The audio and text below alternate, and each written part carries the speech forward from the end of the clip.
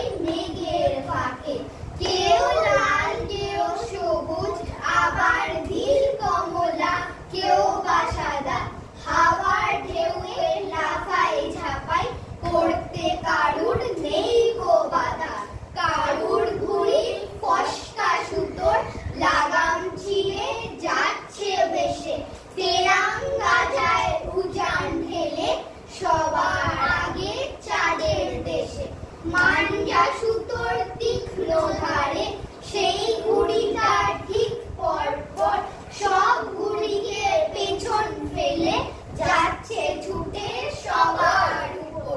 ঘুড়ির প্যাচে সব ঘুড়ি যে এক এক করে পড়ছে কাটা, ঠিক তখনও উঁচিয়ে মাথা সবার উপর তেরাম কাটা। নমস্কার।